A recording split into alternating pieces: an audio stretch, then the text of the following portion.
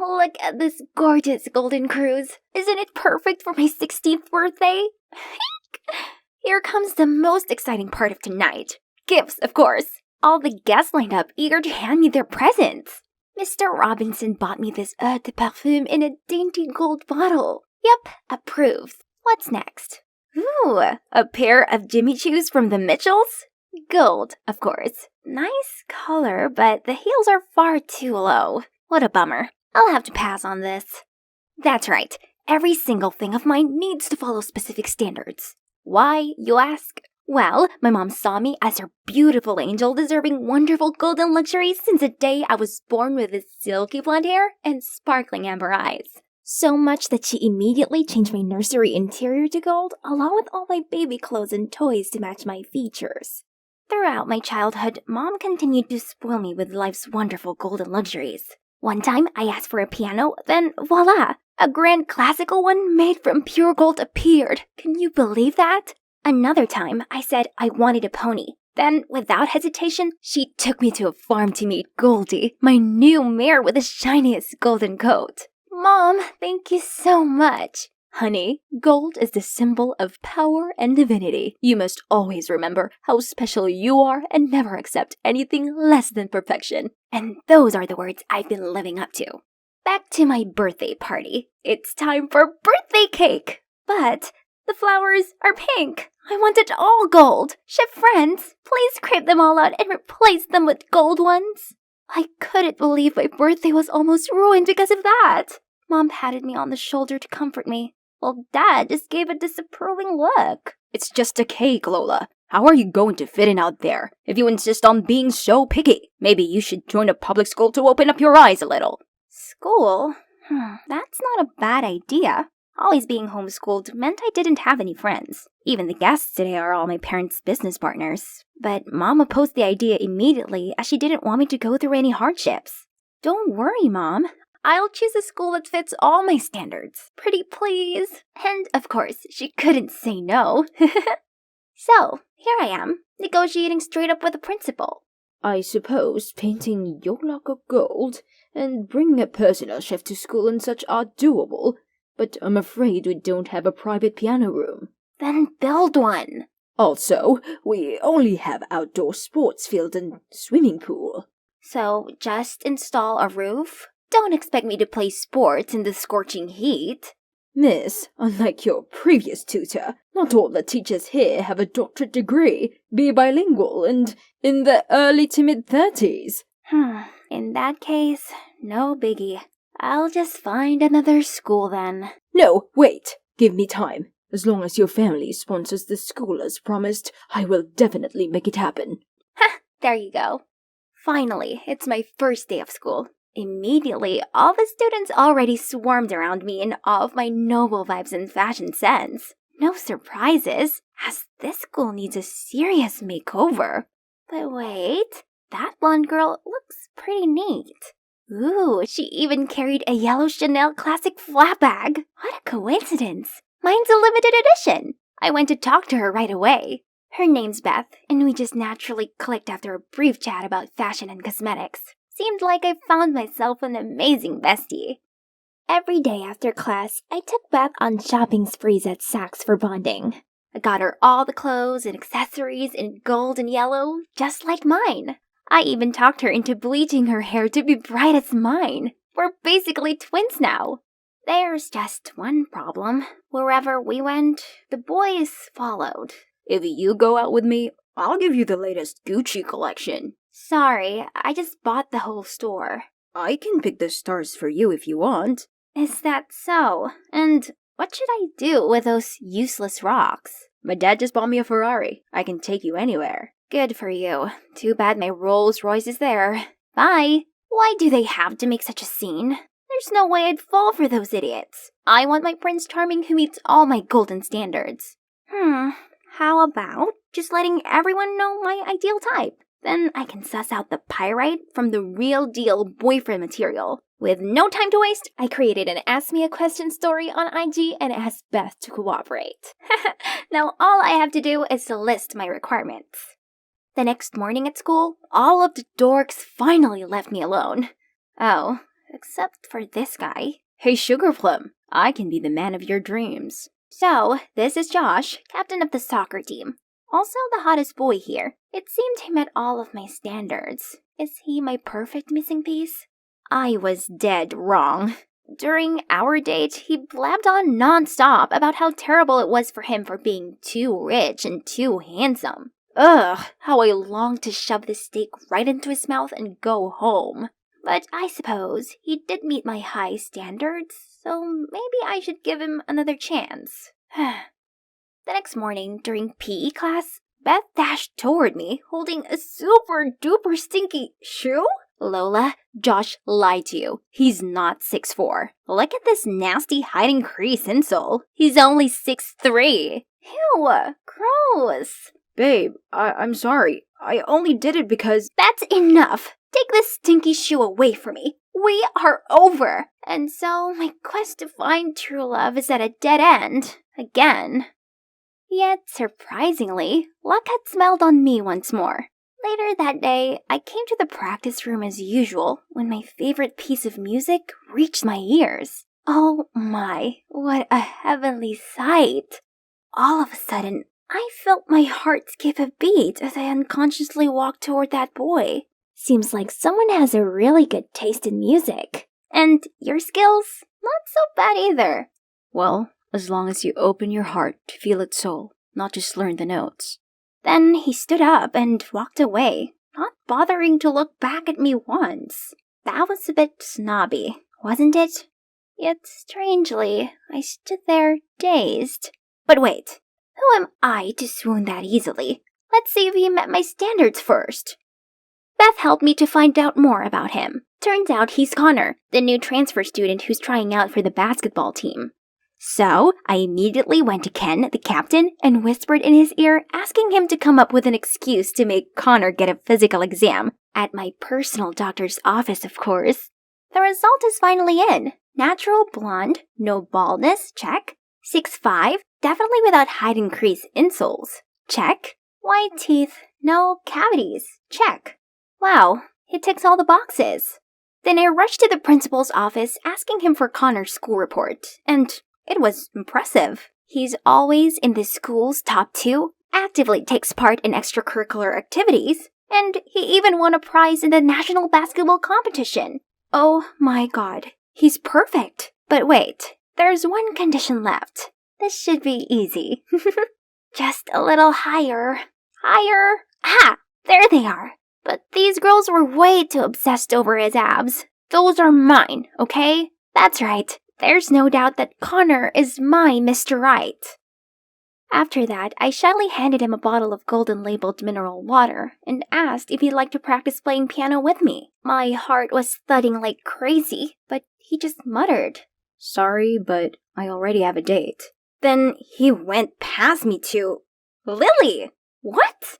That nerdy girl with 0 social skills? There's no way I can lose to her. I immediately told the principal to switch all my classes to Connor so I could easily approach him. My amazing advisor Beth also helped me devise a super detailed step-by-step strategy. Soon, Connor will get over boring Lily and fall head over heels for me.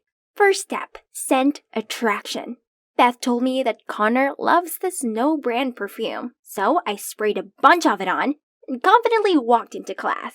But why do people keep sneezing so much? Even Connor was also frowning and holding his nose. Hey Lola, you didn't shower this morning, did you? Spraying a whole bottle of cheap perfume won't help. Then the whole class burst into laughter. Ugh, how humiliating. Okay, plan B. Beth suggested a grand confession. Great idea. So when school ended, the cheerleaders and I started a formation right in the middle of the entrance to ask Connor out. But before he could react, a girl suddenly lost her balance and dragged everyone down on top of me. Ouch! This time was sure to move him to tears. But when I was cheering for him, Connor somehow missed his shot and the ball flew straight at me, causing me to tumble face first into the armpit of this smelly guy. Yuck! Why did everything keep going wrong? Suddenly, I bumped into Josh. He grabbed my hand and started begging me to take him back. He said he tried all kinds of ways to grow taller and actually managed to reach 6'4" now, so I should stop pursuing Connor and become his princess instead. Jeez, I'm really not in the mood for this desperado. Let go of me! I then ran into Beth while leaving. She came to tell me that she figured out another way to make Connor mine. It seems like he's really into Lily. We have to separate them. So, I called Lily to a corner and told her as long as she stayed away from Connor, I would buy her whatever she wanted. You know, not everything can be bought. Connor isn't interested in you, so you'd better give up. You're just annoying him. What? I didn't expect quiet, nerdy Lily to say that to someone as lustrous as me. Lily's words had been bothering me all day. Was I wrong to continue pursuing Connor?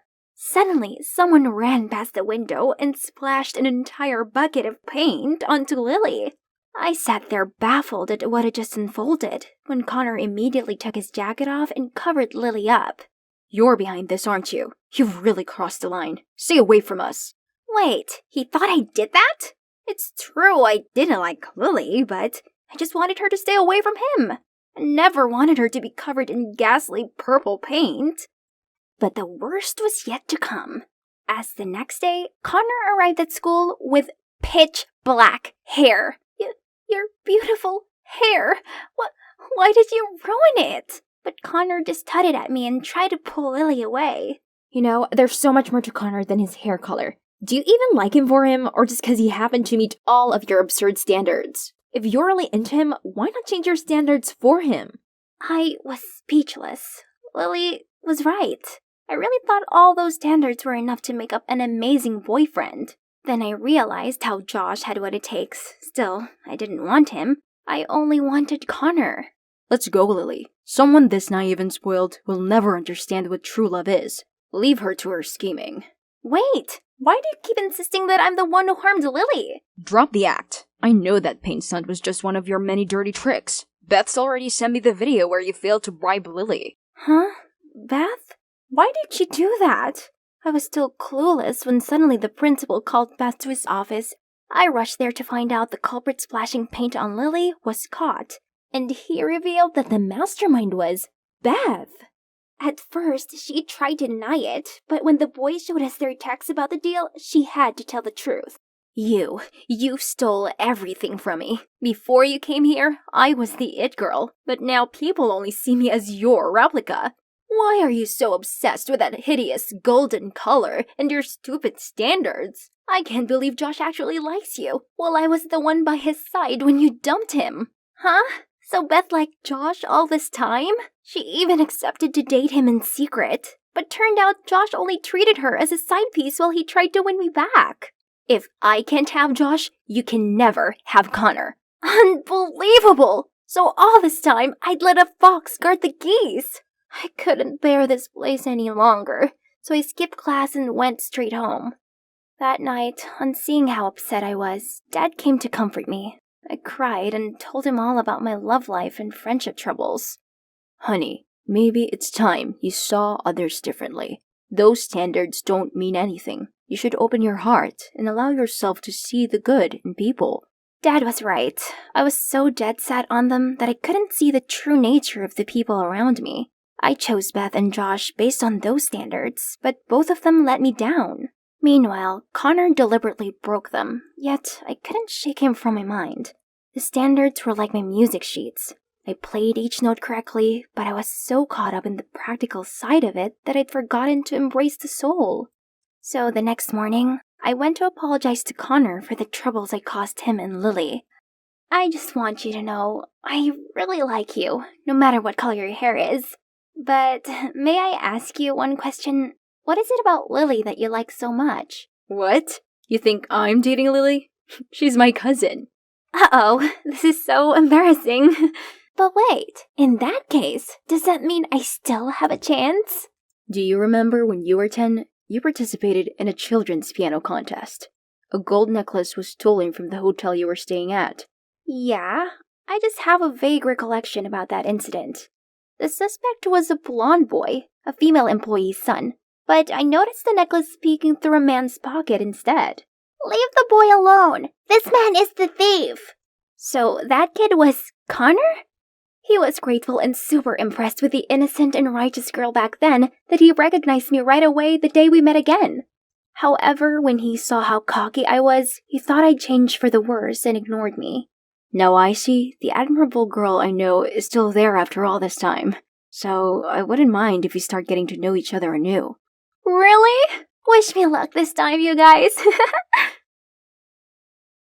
It's finally the first day at the aquarium. And to say I'm nervous is an understatement. Stay calm. You can do this. You're Ariel, not Naira. I'm headstrong, spirited, and... Okay, let's get into character. Bright smile? Check. Friendly manner? Check. Ariel's accent? Check. I was a dazzling mermaid and even let the little kids stick their stickers on my fishtail while I answered a bazillion questions about Atlantica and my Prince Eric. The last visitor was the sweetest little girl who handed me a collectible box of cutlery as a gift. Oh my, such a lovely comb, but it looks rare. Are you sure your guardians would agree to this? Of course. My brother always says yes to me. The little girl signaled someone in the crowd to come over, and it was Arson? As in the cutest boy from school? Naira? Oh my god, your take on Ariel is spot on. I didn't know there was a side of you. What are you talking about? I know not of this, Naira. Feeling the panic rise in me, I lifted my fishtail costume and ran with my 2 feet as all the kids stared in shock. I'd never wanted to disappoint those kids, but I had the biggest crush on Arson, and no way had I expected him to be there and see me like this. At school, I was a loser, a nobody. Yet, when I was acting, I felt invincible. At least, I did until my timid, introverted side got in the way of my performing dreams. That day, our drama club mentor announced our school play this year would be Legally Blonde. I loved that movie so much, and I already knew all the lines. I couldn't let this opportunity pass me by, so when the mentor asked who wanted to audition as the lead, Elle Woods, I took all the courage and raised my hand. The whole room fell silent, and suddenly burst into laughter. Oh please, how could a loser like you play the glamorous Elle Woods?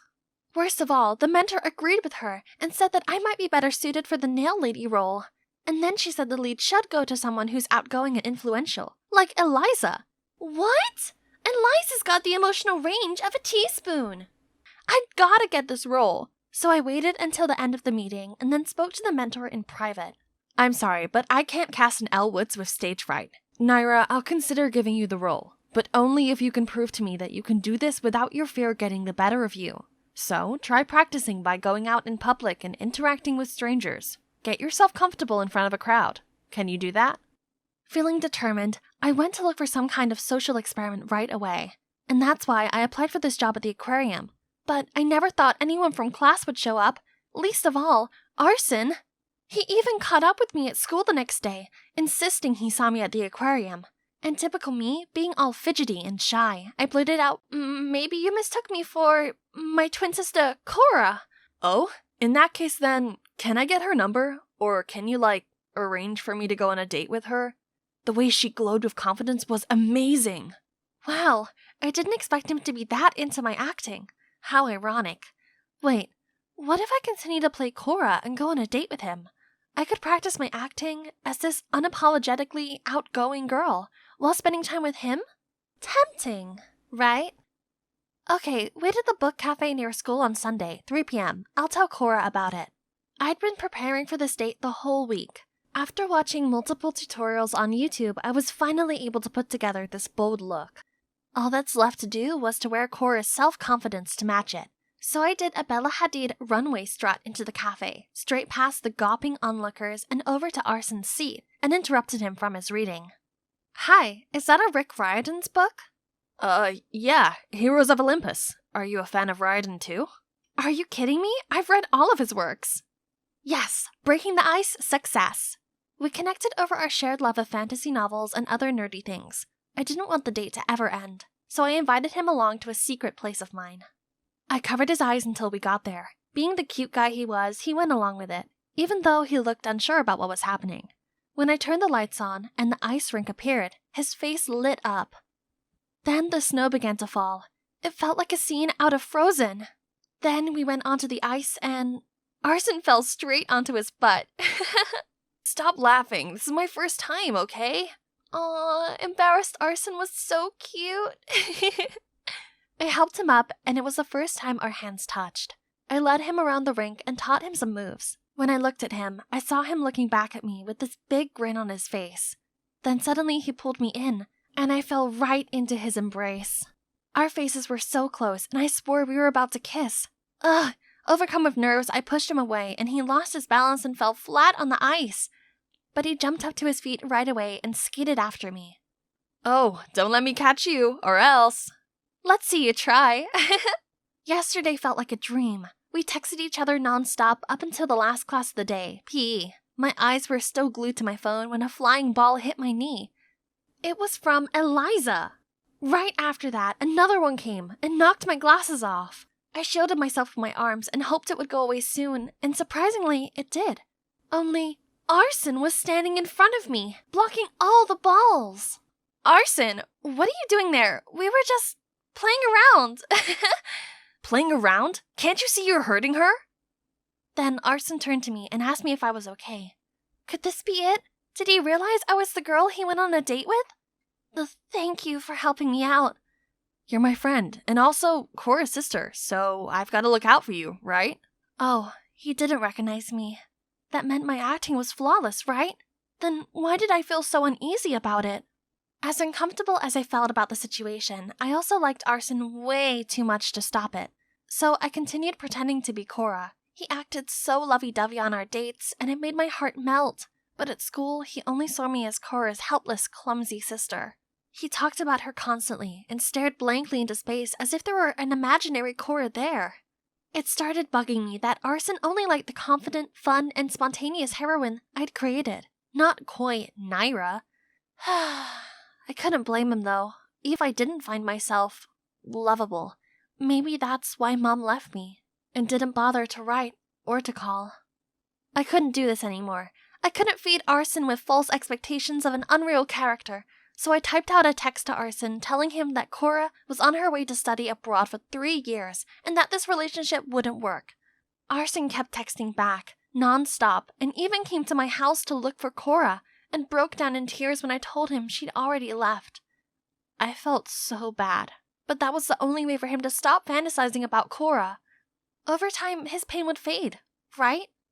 From that day on, Arson always looked for me at school and consistently asked about her. This didn't go unnoticed by Eliza, who was clearly green with envy. Lunchtime came, and Eliza, along with her minions, suddenly approached me. Why so lonely? Has Arson abandoned you? I tried to ignore her and eat my lunch, but she wouldn't leave me alone. Fine then, I'll lend you a hand. Arson, hi! Did you know that Naira here is so obsessed with you? She even admits that she loves to follow you everywhere like a stalker. How creepy. Huh? What was this girl saying? Now people were staring at me, judging me for something that wasn't even true. I was done with being Naira, the loser. If only Cora's personality helped me stand up for myself. Shut up! Me and Arson are friends, so what? Why do you have to make stuff up about me? Is it 'cause you're jealous of me? What? Me? Jealous of you? You like Arson, don't you? I feel sorry for you, really. You're gonna pick on everyone he talks to? How pathetic. Just like that, people made disapproving comments at Eliza. She couldn't do anything other than run away in shame. While I suddenly received praise for standing up against the school's tyrant, people seemed to love this new side of me. So perhaps it was a good time to give myself a makeover. The next day at school, I started dressing up boldly and wearing contact lenses instead of nerdy glasses. My classmates seemed to like my new look. My drama club mentor changed her attitude towards me as well. I even applied for the student council and my popularity grew, and so did my friendship circle. The world opened up to me, but weirdly, being around people all the time just felt uncomfortable and exhausting. I couldn't really talk to any of them, as we weren't even close. I just felt so left out. When it came to a charity date auction, being on the council committee meant that I was appointed a bachelorette. That meant everyone joining this event would bid to take me on a date, and that bidding money would go to the school's fund to build a new cafeteria. That's how I ended up here, on stage at the auction. I tried my best to act cool, to raise as much money as possible, The boys kept cheering for me, trying to show their charms, and I tried to flirt back by talking nonsense and winking at them. Once the bidding started, chaos commenced as people kept raising their paddle numbers. 40. 60. 80. It suddenly came to me that I didn't want to go on dates with any of these guys. I didn't know them at all. And just then, Arson shouted from the back. 500. 500 going once, going twice, and sold. Arson jumped on stage, grabbed my hand, and dragged me out of there. He led me to the garden, and then he started asking me tons of questions. What is it with you lately? It's as if you're someone else. No way. I'm just the same old Naira. Tell me the truth. Are you... Cora? You switched places with your sister to protect her, right? Oh, Cora, I've missed you so much. After all this time, he was still in love with Cora? Even now when I changed myself, he still didn't see me as Naira? Arson, I can't. And then I just ran out of there. After a night of crying myself to sleep, I was back at school and found myself summoned to the principal's office with a smirking Eliza. There she showed the principal a video recording of my conversation with Arson last night, which was proof that someone else had been replacing me at school. If this was true, I could be expelled. Oh no! Panic! I blurted out a lie that I had bipolar and that sometimes I switched to the other persona and acted up. The principal seemed confused, but then she insisted I go to the school therapist. I had no choice but to agree. And it was actually really good for me. Through talking to the therapist, I could finally open up about my past. Ever since I was a kid, I've always been super shy. I thought it was why my mom left me behind when she split from Dad and moved out. She hadn't even contacted me once. I know a childish nerd like me would never be the one who she could really talk to. Thank God my dad came to pick me up after that. The thought of facing my so-called friends on the bus was making me nauseous. Were you that unhappy not having your mother around? I just don't know why she left me behind without a word. Was I a loser in her eyes? Honey, listen. Mom loves you. And the reason you didn't receive any letters from her was because I hid them all from you. What? Why would you do that? Because I was so broken after your mom left that I thought it would be better if you and I could forget everything about her. I'm sorry. Don't you know how terrible I felt about myself all those years just because of your selfishness? I ran into the house immediately. I couldn't look at him right now, only to see Mom and Cora were sitting in the living room. Both rushed towards me and pulled me in for a hug. Yeah, the Cora character wasn't entirely made up. Instead, I based her on my real-life twin sister. The little 5-year-old me always struck by Cora's side, hid behind her dress while she boldly stood up against anyone who dared to pick on me. I'd always looked up to her. Turned out, when Dad got the call from school, he realized his actions had caused me pain, so he did everything in his power to contact Mom and brought her and Cora from LA to here. Mom kept apologizing to me, saying she regretted every minute of leaving me behind. Seeing them all break down in tears like that ached my heart, but it gave me this warm feeling at the same time. After all this time, my family feud was finally resolved. Just at that moment, the doorbell rang. It's Arson. Naira, is that your boyfriend? What? I dragged him away immediately, and this time I admitted the whole truth to him. I told him how I lied that the girl in the aquarium was Cora, because I didn't think he'd like the real me, as I wasn't a confident presence. But my feelings for him were real, and that's why I tried so hard to get close to him, but I figured now that he knew the truth it'd be over, so I'd just walk away. Finally, I'm back. I've been in LA for an entire winter break to spend more time with Mom and Cora, and to figure myself out. I've realized that being an introvert is nothing to be self-conscious about. I'm observant, and that'll help a lot of my acting passion, right? This semester, I'll definitely try to impress my drama club mentor. No boys will ever distract me again. And that's when I spotted Arson waving at me with a huge bouquet in his hand. Arson, what are you doing here? I thought you were still mad at me. Well, I thought about it a lot, and honestly, things between us got messy, so I'd like to get to know you again. Only this time, please can it be the real you, as I really want to know what Naira's about. What do you say? Yeah, I'd love that. I was at a bustling party, waiting for the one who would decide whether I'd won my cousin's bet or not. Forget your dumb ex. $50 if you get the number of the next guy walking through that door. Oh, here comes my target. I hurriedly approached him, but stumbled and we're kissing. I could feel the taste of grapes on his lips. I immediately pushed him away and stood up. Phone number, please. The guy looked confused, but still handed me a note. All done. Time to flee the scene. Hi, I'm Agatha, a super introvert who hiccups when nervous. And lucky enough, my kooky cousin dragged me to this crazy party. I ran home to see Mum looking all excited. Oh, my sweet child, you're back already. It's just not my thing, Mom. But cooking is. I have some amazing news. The local soccer club is looking for a chef, so I recommended you. And guess what? They said you can start ASAP. Yes, I've dreamt of becoming a chef since I was little, and now that dream will soon come true. Yahoo!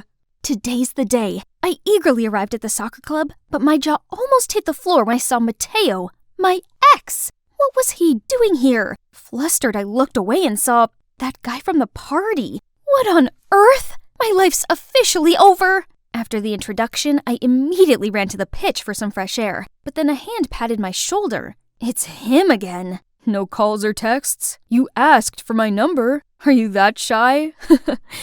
I'm Killian, by the way. It was just a joke.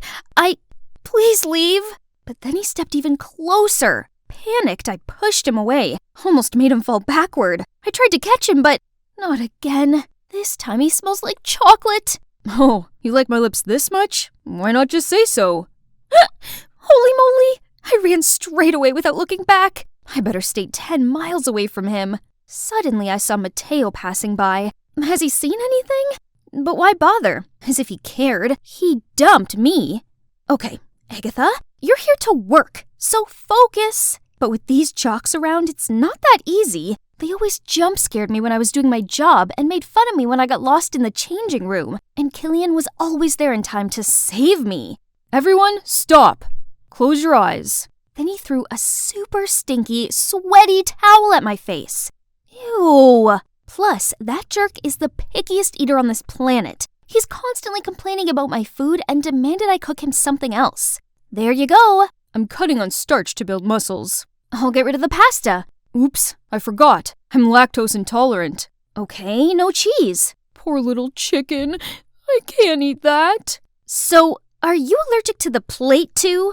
Meanwhile, other team members were way easier, especially Mateo. We used to date, so I knew his taste pretty well. I gave you some extra pork, your favorite. I don't like pork. I hate pigs.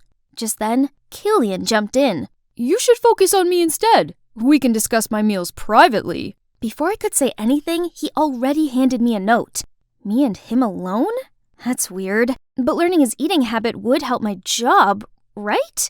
Nope. Big mistake. Killian had an endlessly absurd list of diet restrictions. No more than 2.5 grams of salt a day, mayonnaise on everything, no mushrooms, and spaghetti without tomato sauce. Did he just descend onto Earth? And during the meal, this dude kept smiling and staring at me.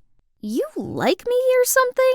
You have a veggie on your teeth. Dude! Oh gosh! I immediately ran to the restroom, but Killian caught up with me, holding a ball of wool. Is this yours? I looked down to see a wool thread coming out of my dress's hemline.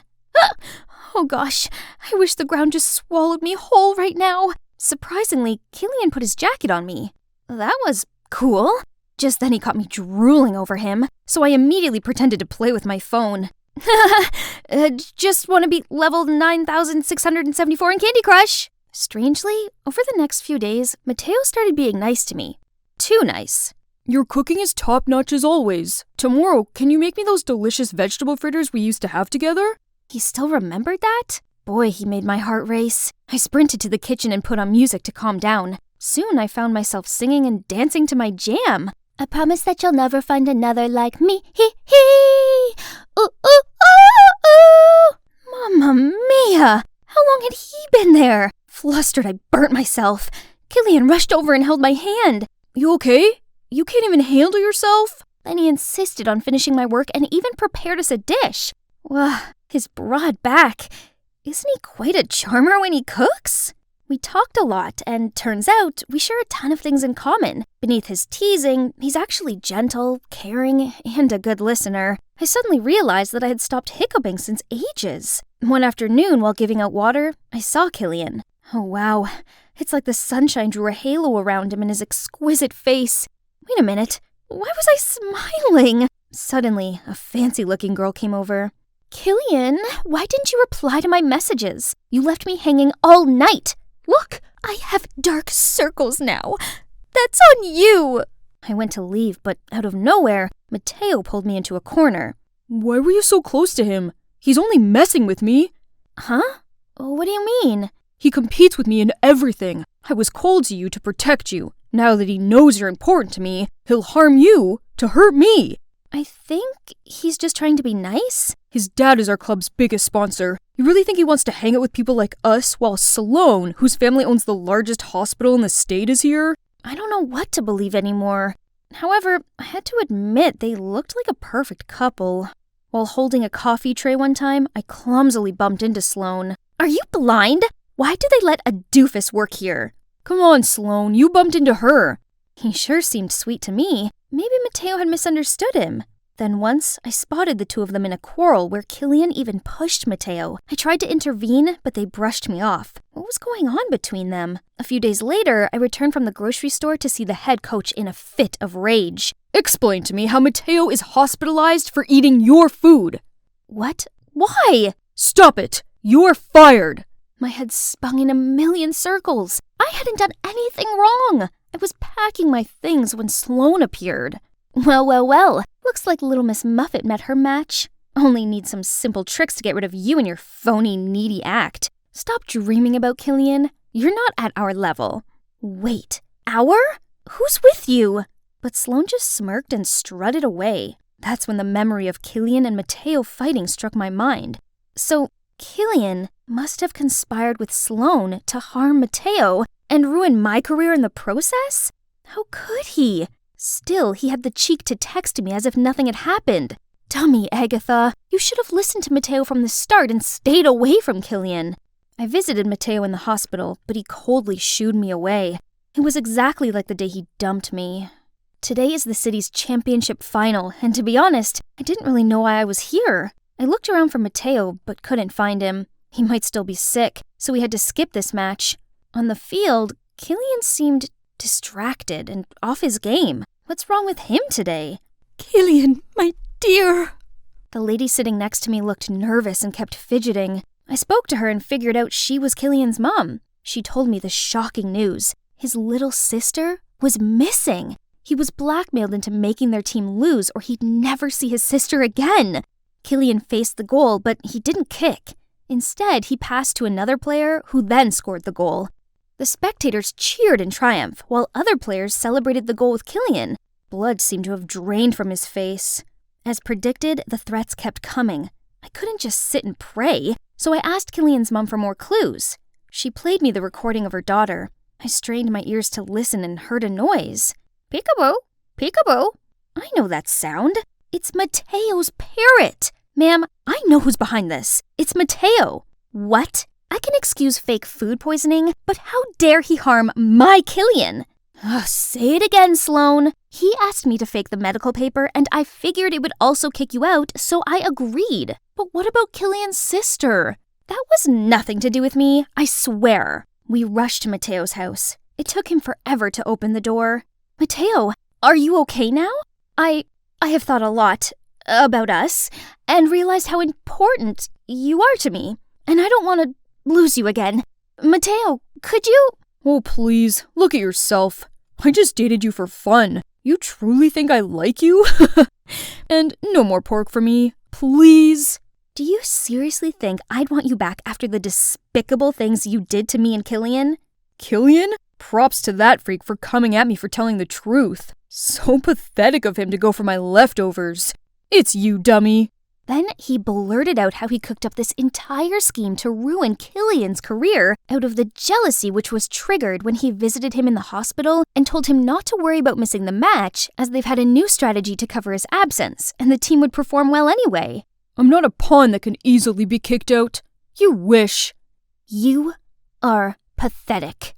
Right then, Sloane appeared with the little girl. Let's go. There's no time. Where are you going, Agatha? Admit it. You're still smitten with me. Sorry, the old Agatha can't come to the phone right now. Why? Oh, 'cause she's dead. After that, we rushed to the stadium.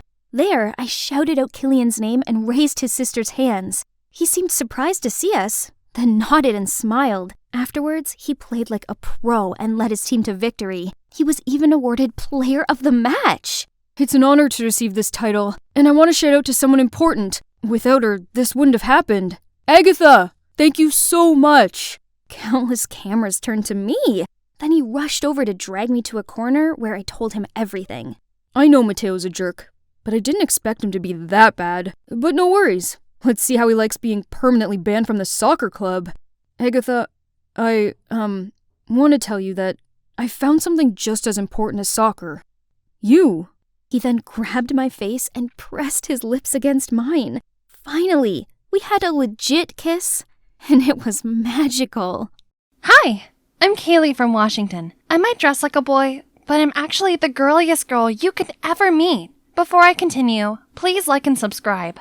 I was born with shiny blonde hair and blue eyes, just like my mom. I never met my dad, but it wasn't really a big deal. There's no need to live in some fancy castle to feel like a princess. I was already one in my mom's eyes. She always pampered me with the cutest things in the world. You could give Rapunzel a run for her money, sweetheart. But tragically, Mom left me in an accident when I was 10, and I had to move in with Selena, my mom's friend. She lived in a mansion where there was so many people dressed just like her. As soon as they saw me, they started to ooh and ah at me. What a porcelain doll. Bet she'll win any beauty pageants. She's just too lovely to be real. Shh, Miss Sanchez here doesn't like anyone who's prettier than her daughter. Yeah, she's been in a foul mood ever since the master left for his mistress. I only caught a bit of what they said before Selena dragged me into a corner. Sweetie, you heard them. Boys are bad news. Just look at your dad, for example. So stay away from them. Got it? And the only way to repel them is if you look more like them. Then she told me to wear contact lenses to hide my blue eyes, cut my long locks, threw away my dress collection, and bought me clothes that basically drowned me. And voila, I looked just like a teenage boy.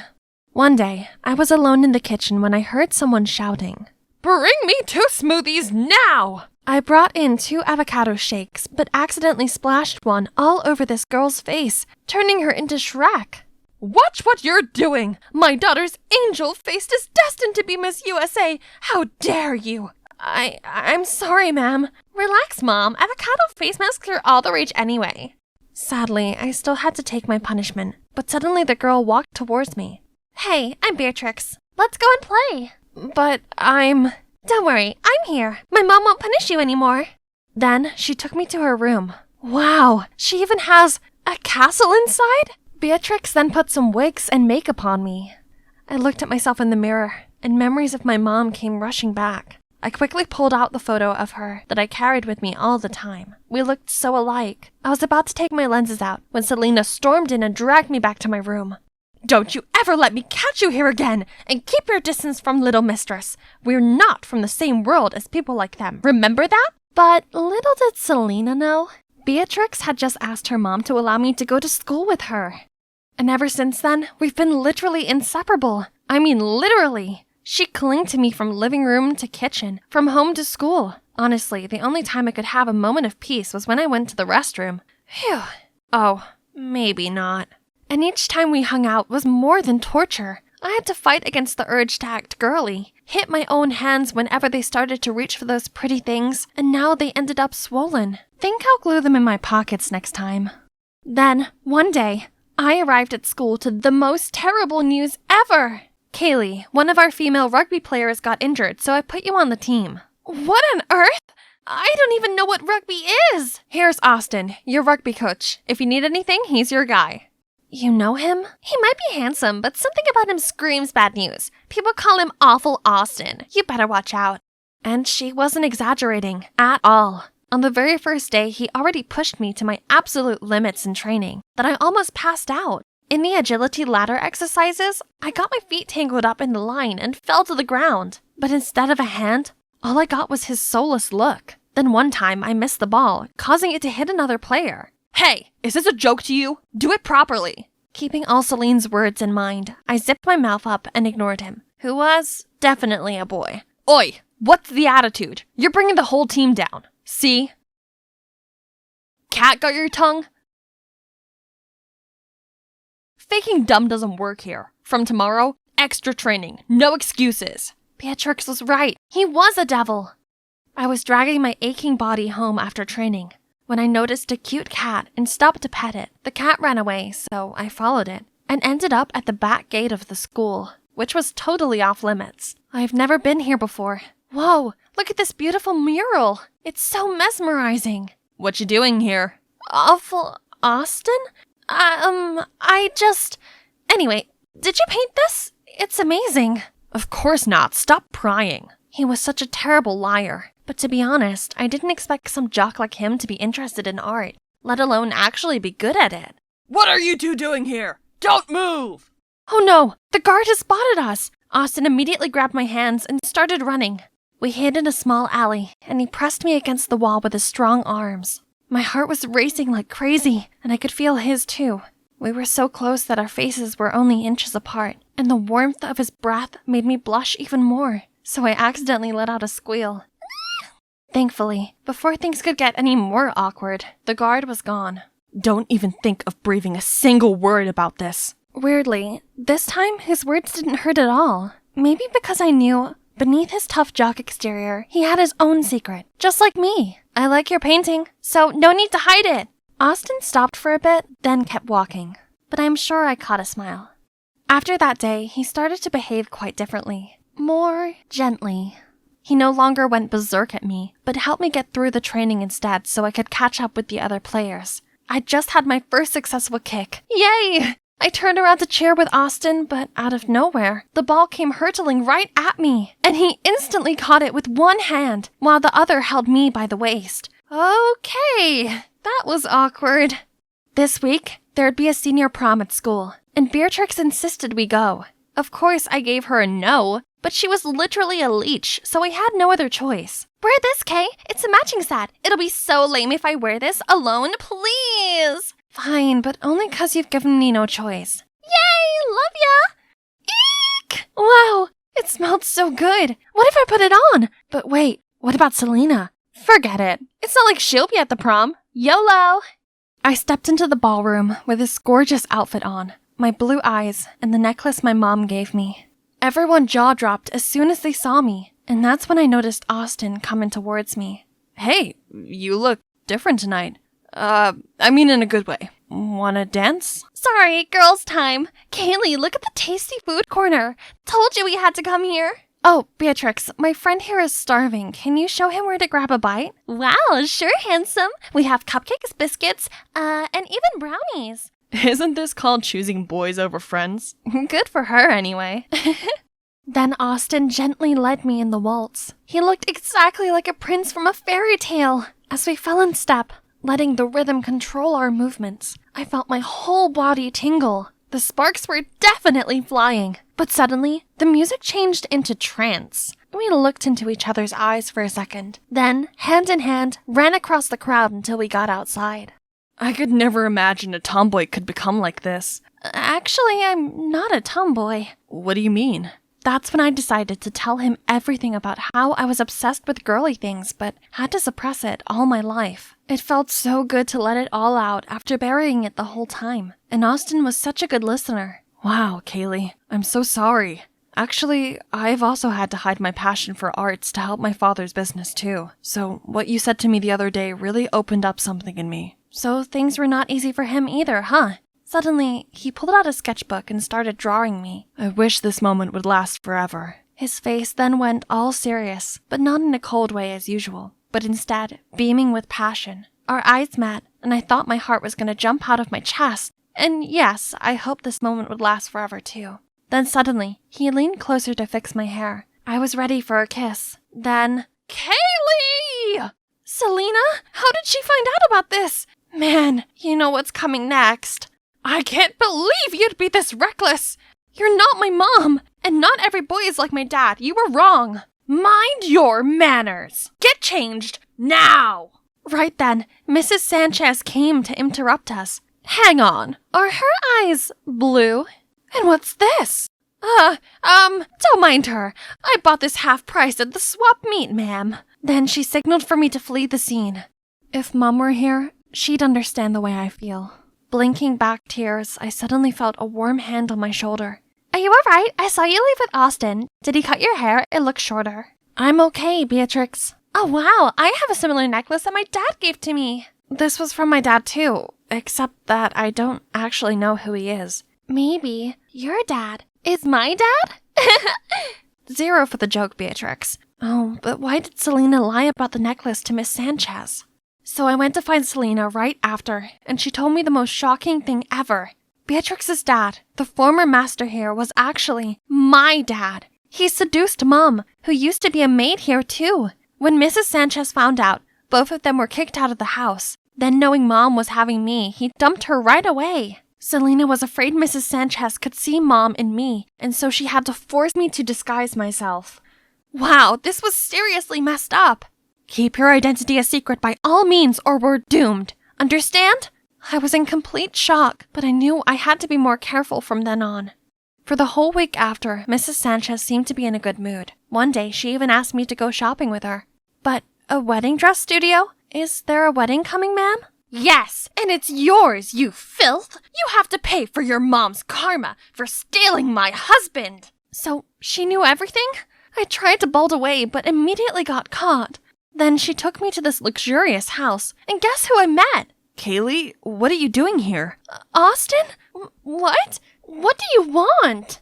I was still bewildered when a man pushed a boy in a wheelchair into the living room. Hi, Mr. Fisher. About our arrangement. This is the bride here. She and Ivan here will make the perfect couple. Hope you like this gift as my thanks for your favor. My blessings for the marriage and your family. Dad, what is she talking about? Ivan will get married to this girl. I've already settled everything so that Ivan can have a bright future without worrying about anything. Excuse me? I've had to put aside my art dream to enroll in business school, as you wished, and now you want to control my brother's life too? I object to this marriage, because I love her! Then he pulled me away, leaving Mr. Fisher frozen in shock.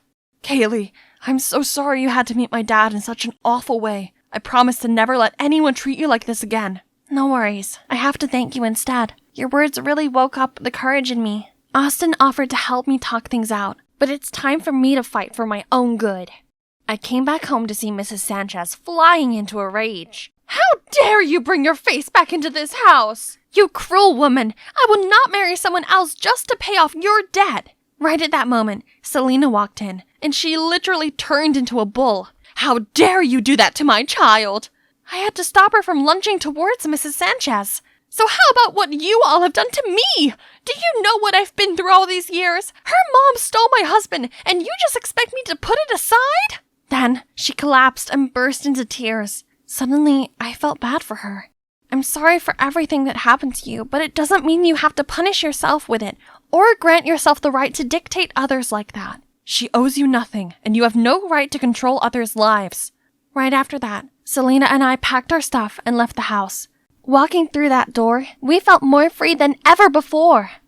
After all that drama, it took us some time to get our lives back on track. From all the money Selena had saved working as a maid, she was able to open her own bakery and take back control of our lives. And so do I. Finally, I'm back to my princess style. But after all those craziest things happened, something never changed. Oh my god, we're half sisters! Yay! My mom said she felt so guilty about what happened, but asked me to keep it a secret. Oops. And about that guy, you ask? He worked things out with his dad, and guess what? He's in art school now. Okay, now tilt your head to the right. Yeah, like that. Gosh, that dress makes you look like a fairy princess.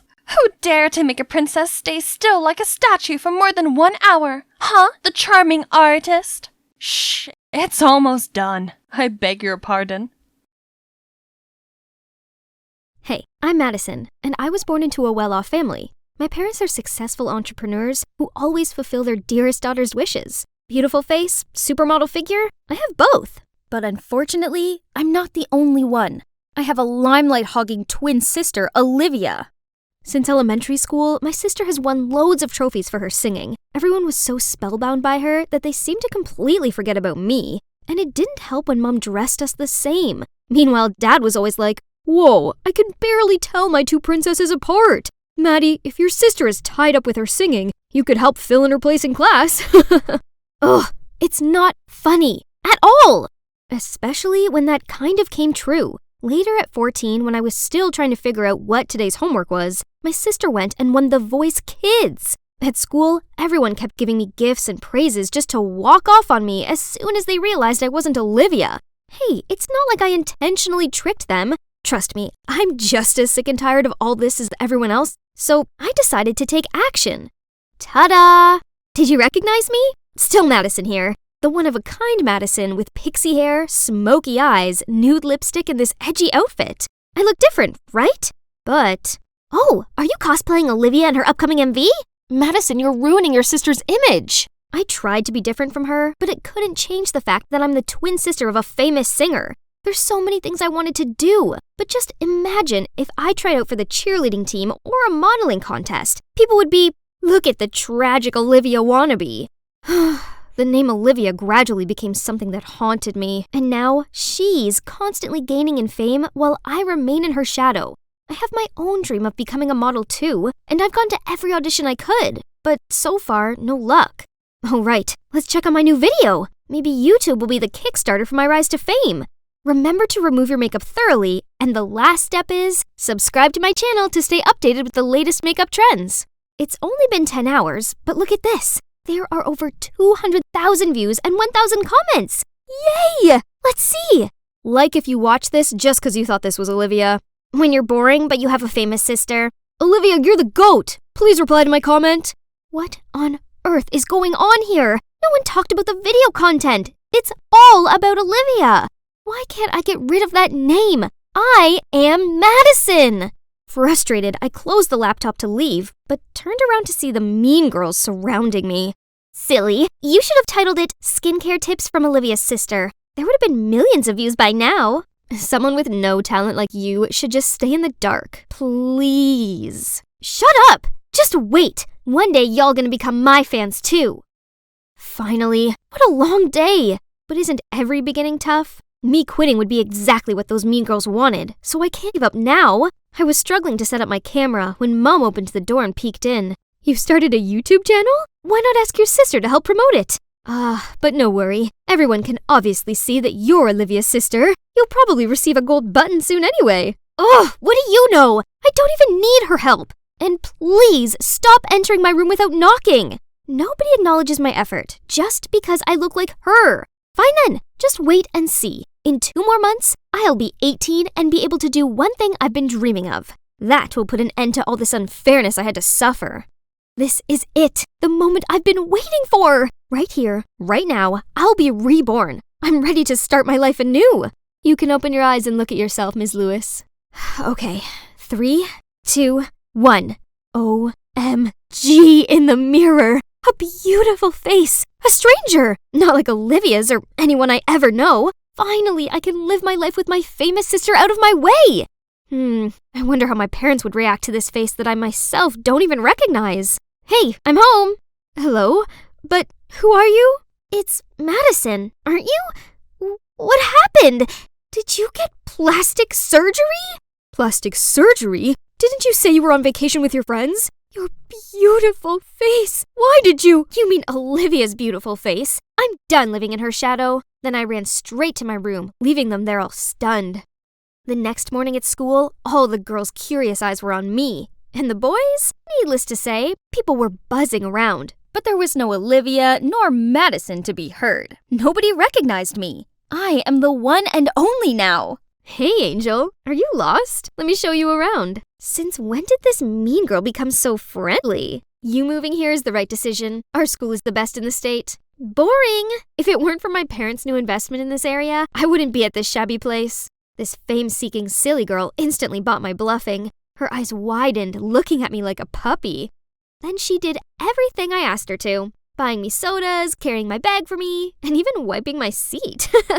Suddenly, Alicia walked over and nudged Zara. Where have you been? I told you to get me a latte. And who's she? Oh, this is my new bestie. And you should go get your latte yourself, as I'll be busy showing my friend here around, right? Alicia's frown face was a picture. What a solid friendship these mean girls have. But the fun had only just begun. As the teacher did a roll call, I raised my hand up at the sound of Madison Lewis. The whole class gasped, and you betcha, Alicia and Zara's bewildered faces were hilarious. Didn't see that coming, huh? By recess, the whole school had heard the breaking news. Me, Madison, just got plastic surgery. Some were showering me with flattery, while some just kept judging the size of my eyes or my nose bridge, blah, blah, blah. But no one compared me to Olivia anymore. They just forgot about my famous twin sister. That's all I need. Madison is unique. Ouch! What's wrong with you? Are you blind? It was you going the wrong way, Madison. He looks so familiar, but I still can't think of his name. It's Dylan. Have you seriously forgotten my name already? That's right, my old neighbor Dylan. His family must have moved back to town again. But how could you recognize me right away? You look a bit different, but I can still tell from your voice. Forget the past. I'm the new Madison, the best version of Madison. Then I walked away from him. Now I'm finally free to do whatever I want without being compared to Olivia. I easily got that cheerleading captain title. From this spot, I can see all the impressed spectators and Zara's look of fury. She was the former captain who got dethroned by me. Then I went on and won the school beauty contest too. Alicia's boyfriend, Sid, even dumped her to chase after me. Who's the loser now, girl? But of course, a jerk like him didn't interest me, so I bluntly rejected him in front of everyone. One afternoon while I was going home, Sid jumped out of nowhere and blocked my way. Babe, girls are lining up to date me, but I picked you. Be my girl and you'll see. Come on, just one dinner. Let go of me! Suddenly, a big-looking guy rushed in, scared Sid off, and then offered to take me home. He introduced himself as Isaac, and turns out we were in the same chemistry class. Oh God, how come I never noticed this handsome boy? Probably chemistry had sucked the life out of me every time I entered that lab room, but it's okay. We can rebuild our chemistry here now. After that day, we texted each other all of the time, and a week later, we became an item.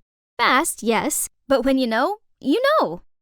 Isaac took care of me during workouts, waited in the salon for hours, and even kept me updated with fashion trends. He's just perfect. But one time, when we walked hand in hand at the mall, I caught sight of Dylan's cold face. I suddenly felt awkward and tried to avoid his gaze. Strange. But why bother? Isaac and I were too busy discussing our upcoming plans anyway. I finally released my second video, and no one mentioned Olivia. But Gigi, Bella, Lily, Maymac? Now they're seeing me like those hot girls? Ridiculous! And talk kept coming about how I look like other stars. Maybe she brought their photos and asked the surgeon to copy them, but no way can replica compete with the original. Still, isn't it better to resemble your own sibling than being some stranger's copycat? So, did I really look like a carbon copy of someone else? Again? I rushed to Isaac. He's the only one I can trust. Just a little, babe. But if you don't like it, there's always a way. So I continued to undergo many other surgeries to find the perfect, unique Madison. Isaac was always there to encourage me. He was the one who suggested what part I should fix next. Sharper jawline, thinner nose, fuller lips. He has an eye for this, right? Seems like your eyes still need some fixing. I'll take you there next week. More? I know Isaac only wanted the best for me, but after pouring my fortune on endless plastic surgeries, I was completely broke, and no way would my parents agree to lend me some. Why not ask Isaac, you wonder? I can't do that. I'm not a gold digger. The surgery appointment was coming up, but I still couldn't gather enough money. What to do? What's wrong? Fighting with your guy? Desperate to offload, I blurted out my problem. So, could you help me out? I'll pay you back as soon as possible. I don't know why you think you need all this surgery. If Isaac really loved you, no way would he make you do this. Let me knock some sense into this dude. Dylan seemed so mad. I tried to pull his hand, but to no avail. Thank goodness someone blocked him. That's Olivia. I don't know what she said, but Dylan calmed down and went inside. Then Olivia walked towards me. You're already so pretty, Madison. Don't mind what others say. You guys don't know me at all. I'd rather be weirdly ugly than be pretty, but look the same as someone else. I don't want to be a copy of anyone. Then I stormed off immediately. Waking up after a restless night, I was reaching my phone to call Isaac, then saw an envelope of money on the nightstand. Is this from Olivia? Why did she... Never mind. No time to think, else I'm gonna be late for my appointment. Look, my face has healed just in time for my graduation ceremony. Pretty, huh? But I haven't been able to bring myself to be happy at all, as it's been over a month since Isaac ghosted me. After the eye surgery that day, Isaac insisted I have my nose fixed too. I said I needed more time to recover, but he got annoyed and just left. I've been looking forward to this graduation, which is compulsory for everyone, so he won't be able to avoid me anymore. My parents came too, but probably for Olivia, and today's spotlight is definitely hers. Suddenly, the crowd surrounding my sister gravitated to something else. Hang on, Isaac? Oh my God. Standing next to him is a girl who looks exactly like me, and her dress is identical to the one Isaac once gave me. I rushed over to confront him, but he flung me away. Wow, how buzzing! Both the real deal and the knockoff are here. Can you even tell them apart, Isaac? Stop saying nonsense. My princess is the one and only. Hey, you really do look a lot like me. Who are you? So after countless surgeries, I was still a doppelganger? All I want is just to be myself, to be unique. Why is it so hard?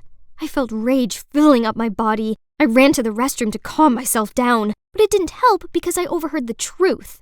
Isaac and Naomi broke up when she moved abroad with her family. Guess she's back now. Yeah, how much he must love her to do all this. Great, now I get it. Isaac only wanted me to get plastic surgery to look like Naomi. But once his ex is back, he threw me away like a broken toy. So the gossip girls at school are definitely not missing out on this chance to mock me. Girls, stop! My sister, it's you who needs to stop. Don't you know you're the cause of everything? Calm down, Madison. It's completely normal to look like someone. To me, and to your family, you've always been the one and only Madison. No! I've never been seen as the only one! Then I told Dylan everything I'd bottled up inside, why I absolutely needed plastic surgery, why I was so obsessed with the fact that I resembled my sister. Everybody had always thought of me merely as Olivia's shadow. I never knew that's how you felt.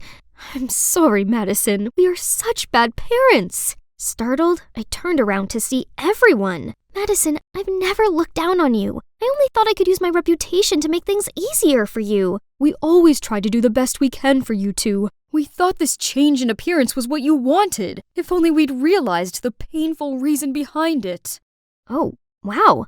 They actually cared this much about me? I cried even louder and ran straight into their open arms. Maybe Dylan was right. Maybe I really am special just for who I am, not for what I look like. The next day, I went to school to clear out my locker. High school is over. Now I can shake off all the bad memories I had here. Let's start things anew. Oh, finally found you. Naomi, right? I'm so sorry. I didn't mean to copy you. I didn't know. It's all right. I know it wasn't your fault. I swear I had no idea Isaac was that much of a jerk. I immediately dumped him and exposed him online. How could he think us girls are just replaceable items? He even had the cheek to cry and beg me, but men like him don't ever deserve to be near us. I thought you'd be angry with me. For what? Madison, I'm truly sorry for what you had to go through, but everything has a bright side to it, don't you think? What do you think about having another twin sister? My dream of becoming a star on a runway has finally come true, but the most amazing thing was finding a companion with the same passion as me, who's none other than my new identical twin, Naomi. Bet no one can tell us apart. Miss Madison Lewis, would you go on a date with me after this? Oh, but I'm Naomi. Don't ever think you can fool me, Madison. You've always been different in my eyes. I was rushing to finish homework when suddenly a screeching shout startled me. Julia, why did you hide the letter Ben sent me? What? You've lost your mind, Katie. I already gave it to you. And didn't you say this guy was too ordinary for you? Why are you such a liar? This Ben guy tried calming her down, but it was too late. Everyone around us was already whispering. Ugh, I was not to blame for this. Guess what? That girl putting on the poor me act is my sister, Katie. We once were really close, but suddenly, boom, she changed. Now all she does is pick a fight with me. Oh, thank God. Here are my people. My dance club friends. Only dancing could help liven up my mood right now. We were happily chatting on the way to practice when suddenly... Julia, where are you going? Get back to class right now. Finals week is coming. No way. You don't know how Katie just embarrassed me in front of the whole class. I'll never go back there. Stop making excuses. Then he dragged me back to the classroom. That's Max, my overbearing older brother. His catchphrases include, Julia, where are you going? Remember to come back before 9 p.m. You still have lots of homework to do. Or, Julia, come back and change your clothes. The dress you're wearing is too short. You see, I'm 16, not 6. Why does he keep treating me like a child? Worse still, this semester, he decided to move to my school to be able to watch my every step or something. Ugh, it's unbearable. After school, I came home exhausted, but unfortunately, this awful day was not over yet. Dad was there waiting for me, my report card in hand. Julia, there's not even a single B on here. Those dumb equations just wouldn't stick to my head. Dad, I've tried. Tried, you say? So it has nothing to do with you skipping school to go dancing, huh? Oh no, in her hand were a bunch of pictures of me practicing. Okay then, it's about time I let my parents know about my passion anyway. I think I want to pursue something else, which is dance. No, Julia, studying is the only way. I don't care what you do, as long as your grades improve. Please learn from your brother and sister. Study, study, study, study all the time! I angrily stormed upstairs and slammed shut my door. Then I heard my mom's voice whispering outside. Never mention dancing again, Julia. Give it up. That silly hobby won't do you any good. What does she know? She isn't even my actual mom. Yes, they're just mine and Max's adoptive parents. I bet if my actual mom and dad were still alive, they'd understand and not forbid me from following my dreams.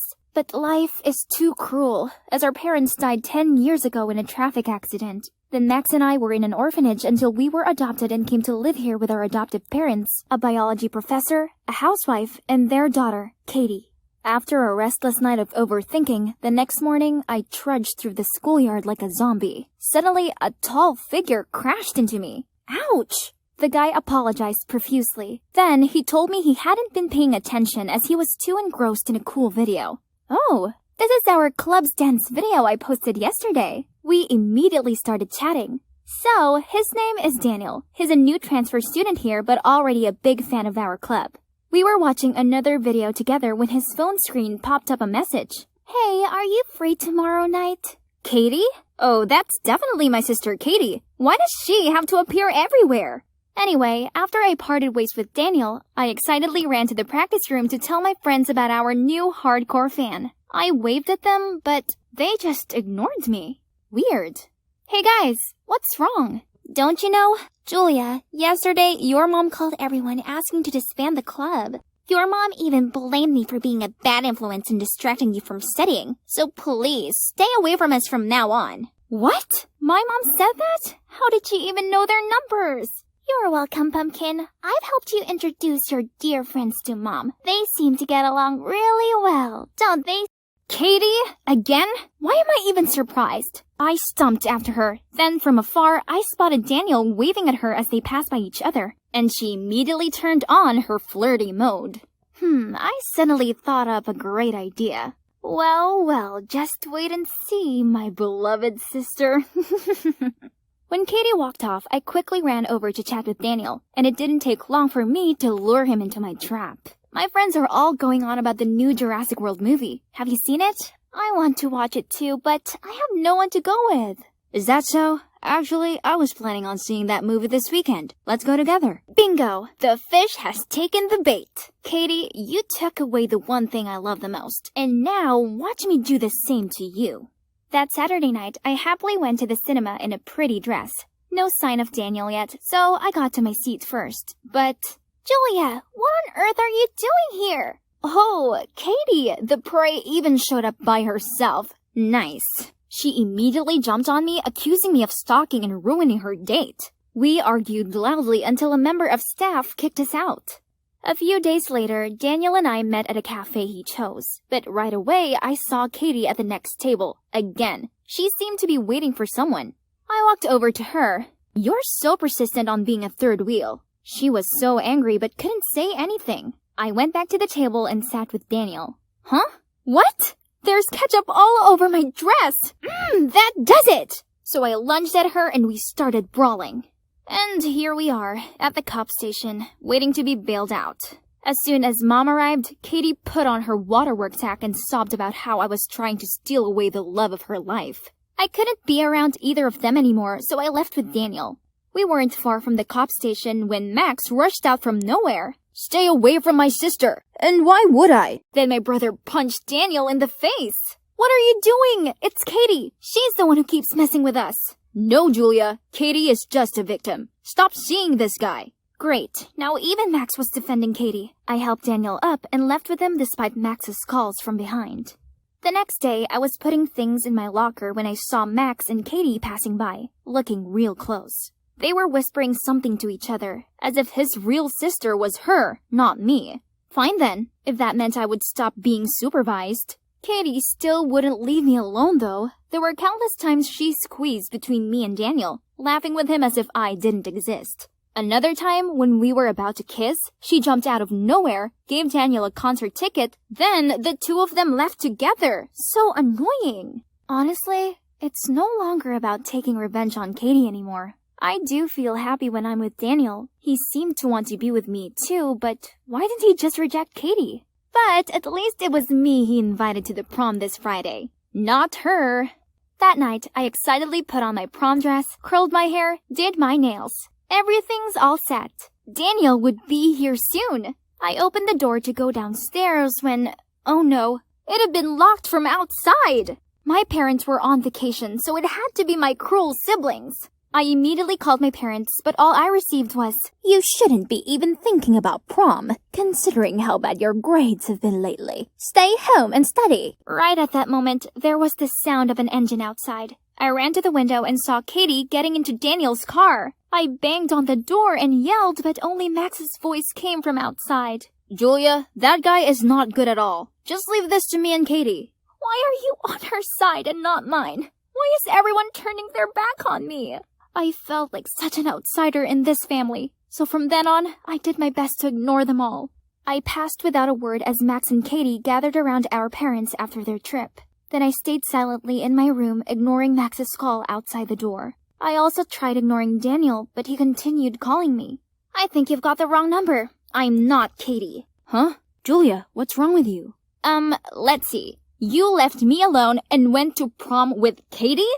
Oh, that? I already saw Katie waiting as I arrived. She said you'd already left for prom with your friends. I looked for you everywhere. I was thinking about you the whole party. Gosh, Katie is taking things too far. Even my poor Daniel has to put up with her stupid tricks. Baby, what should I do to make you feel better? How about a road trip? Let's spend this weekend together, just us two. Honestly, all I need is Daniel's sweet voice to make my anger go away. I'd love that. I'm so sick and tired of being in this nightmare house.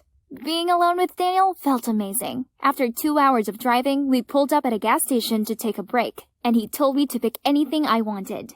This trip is on me. I have to make it up for my princess, don't I? Oh, how did I get such a wonderful boyfriend? I stuffed my face with snacks as I waited for Daniel to return from the restroom. What's taking him so long? Just as I was going to step outside to look for him, the cashier stopped me. I'm sorry, miss. You haven't paid for those. Also, your friend left you this. Then he gave me a bunch of papers. One of them was a note saying, "Surprise! Take this as your first life lesson, honey. Don't be so gullible. If you're wondering why you deserve all this, go ask your lovely brother Max. Din." I stared down at the other papers. Receipts! This came to hundreds. He'd grab all these random things, including 5 boxes of Mountain Dew.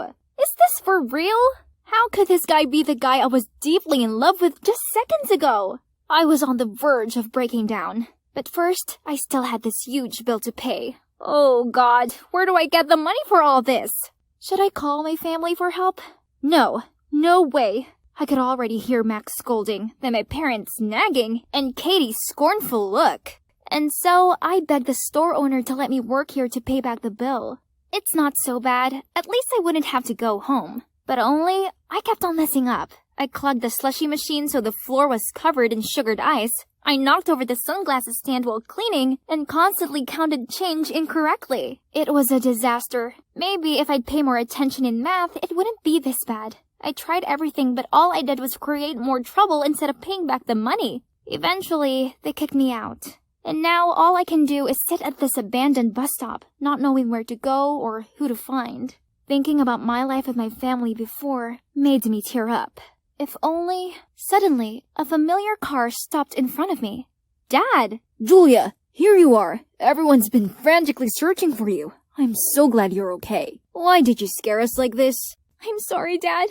Dancing is my only passion, but I knew you wouldn't accept it. No, Julia. I'd never stop you pursuing what you love. I used to think you were just making up excuses for being lazy. Right at that moment, another car pulled over. It was Max, my mom, and even Katie. What on earth are you doing? If you keep acting like this, Mom and Dad will kick us out. Max, why would you think such a thing? Max let go of me, then hesitantly said, I know you take education very seriously, so I always try my best at school. Julia and I are just adopted, so... Actually, I'm adopted too. I've overheard this once from Mom and Dad. So ever since then, I was scared they'd love Julia more than me and throw me out. Oh, my baby, it's true. We adopted all three of you. This doesn't change a thing. You're our children and we love you all, and only wish for you to care and look out for each other. Whoa, this was all too much to take in. My emotions were all over the place and I didn't know whether to smile or cry. Secrets only make us misunderstand one another, so from now on, we won't hide anything, okay? On that note, I'm sorry, honey. Let me tell you all this one last secret that I've been keeping to myself all these years. It turned out that my adoptive mom was mine and Max's biological dad's ex. After our parents died, she offered to take us in. Our adoptive dad didn't know the story behind that, and he only knew about an ex of my adoptive mom who was a pro dancer. Mom was so afraid Dad would find out about me and my brother's true identity and be angry, so she tried her best to hide my dance talent. But she never expected her husband to be this generous and understanding.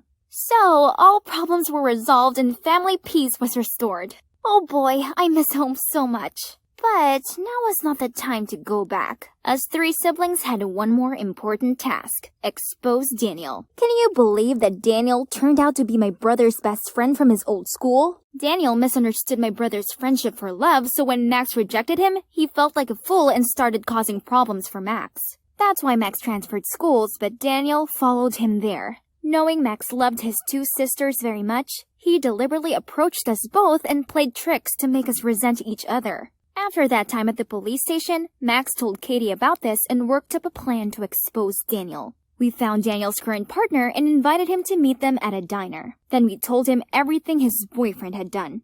Needless to say, he was so angry he finished with Daniel and exposed his true face to the whole school. Facing a barrage of criticism, Daniel was scared and apologized to the three of us and promised to make up for it. Well, now that I have a happy family, I can freely pursue my dance passion. What else do I need? Just looking at Daniel being subservient is enough to satisfy me.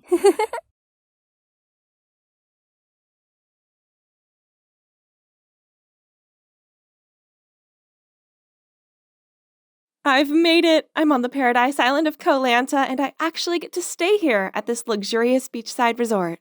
Hey, I'm Achara, a 17-year-old girl from Krabi Town, Thailand. As amazing as this place is, I'm actually not here on vacation. Instead, I'm here to reunite with the boy I saved 10 years ago. I almost forgot he existed until last week when I came across a Facebook post by Thomas, a famous British swimmer, searching for the mystery girl who saved his life as a child. Thomas is currently in Thailand for business, so here I am, eager to finally see him again. I was waiting by the gate when suddenly sounds of rolling suitcases came from behind me. I turned around to see two girls about my age standing there.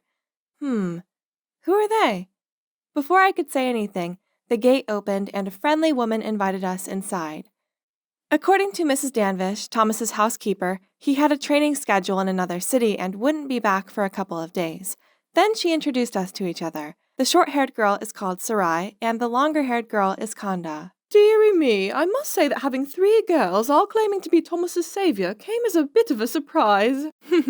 But I'm sure the truth will come out in the wash. Until then, please all stay here and make yourselves comfortable. So, those two girls are pretending to be me? Unbelievable! But no problem. Thomas would soon realize I was the one he was looking for and would kick those imposters out of here. I dropped my suitcase off in my room, then went downstairs for dinner. As soon as I sat down, Sarai spoke out. Stop acting. I know you two fakers are just pretending to be me so you can get your hands on Thomas's fortune. You're the fake one? Curly hair and a mole? You really have done your study, huh? OMG, these two audacious girls were getting on my nerves. At that moment, Mrs. Danvish entered, followed by the waiter with a trolley full of the most delicious-looking food I'd ever laid eyes on. Now that Mrs. Danvish was here, the two imposters immediately changed their frosty attitudes to their bright smiles and sweet-as-pie acts. Ladies, please help yourselves to food and drink. Then tomorrow morning, after you've all been well rested, we shall have a little chat. But how am I supposed to enjoy the food when I have these two vultures glaring at me? I quickly finished my meal, then rushed back to my room. I must be well prepared for tomorrow. The next morning, a maid escorted me out to the garden for breakfast. The other two girls were already there. On seeing me, Khanda scowled at me, while Sarai made a point of sawing her knife through her omelet. I was about to help myself to some breakfast when suddenly Mrs. Danvish appeared and said, Morning, girls.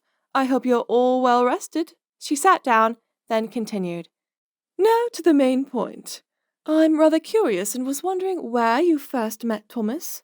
Easy. It was here on this island when I was 10 years old. I was collecting shells on the beach when I met him. Busted. I was only 7 years old then, imposter. Gee, a careless move over there, Khanda. Thomas clearly specified in an interview that he'd been 8 years old and the girl who saved him was a year younger.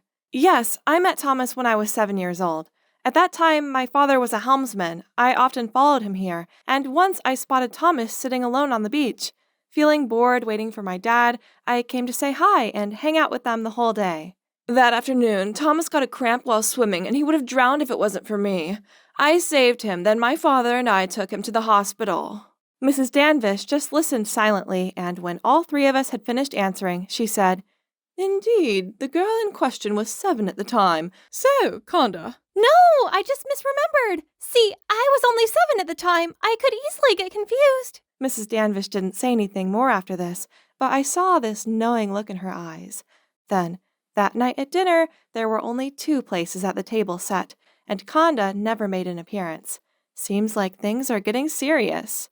The next morning, I was making the most of my time here by lounging around on the beach, reading my favorite book, when someone blocked out the sun. I looked up to see Sarai smirking down at me. Enjoy yourself while you can, as you'll be the next to leave. As if! You may have memorized all the information from the newspapers, but that's not going to be enough to fool Thomas. You. I saw the fury in Sarai's eyes as she raised her hand to slap me. But, huh? Someone stopped her. Standing in front of me was a tall, handsome guy. Wow, who is he? Miss, violence is not the answer. Who are you to lecture me? Actually, I'm Eli, Thomas's assistant.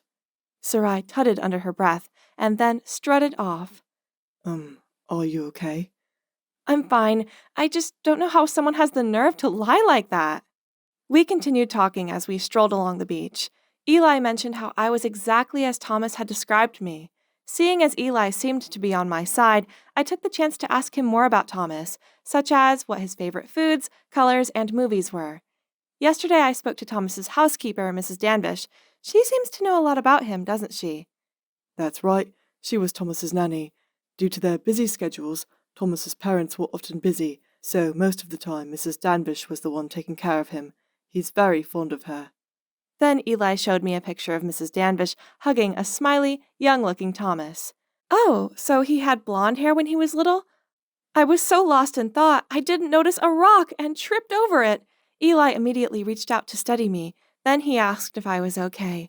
Oh my God, what happened to me? Why is my heart thudding like crazy? That night, Sarai and I were sitting in the dining room having a stare-off as we waited for dinner, when suddenly a man walked in holding 2 bouquets of sunflowers. Thomas! Oh wow, he looks even more handsome in real life. My best friend Dara should have been here to see this. I told her to come here, but she wouldn't listen to me. Before I had time to greet Thomas, Sarai rushed over and hugged him. Then she pretended to get all emotional. Finally, we're reunited. Not a day has passed when I haven't thought of you. Thomas awkwardly pushed her away, then scratched his head. Let's have dinner first and then talk about this later. The food looked delicious as always, but I had a job to do. Only, whenever I tried to say something to Thomas, that awful Sarai interrupted me. Since our first meeting, the image of a cute brown-haired boy has been imprinted on my heart. I noticed Thomas pause and exchange a knowing look with Eli. You mean blonde, right? She thinks you had brown hair because she's never seen you when you were a kid, and that just proves she's a fraud. Thomas looked at me, stunned, then turned to Sarai in disappointment as she blurted out, "It's not like that. Please hear me out." Without letting Sarai finish her sentence, Thomas sternly said, You know, I can totally sue you for impersonation and fraud. If you don't want to get in trouble, get out of here at once. Sarai looked like she was about to cry as she stuttered helplessly, then quickly got up and left. Thomas then grabbed my hand, smiled, and said, Finally, I found you. So he's weeded out the frauds. But why do I feel so guilty when I see his cheerful face? And what about Eli? Why do I find myself wishing it wasn't Thomas holding my hand right now? The next morning, I took Thomas to my hometown and showed him around. We were walking along the shore of the Krabby River when I saw Dara waiting. There she is. I invited her to join us. This is Dara, my best friend. Dara, this is Thomas, the guy I was talking to you about. Right then, my phone started ringing. Excuse me, I've got to take this. Go ahead, guys. I'll be right back. I quickly left, but did not forget to wink at Dara and whisper to her, I did my best. Now it's your turn. I took a stroll around the area and came back to see Thomas sitting alone, looking off into the distance.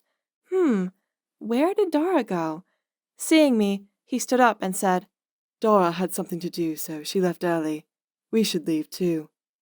On our way back home, I couldn't help but ask Thomas, So, Dara told you everything, right?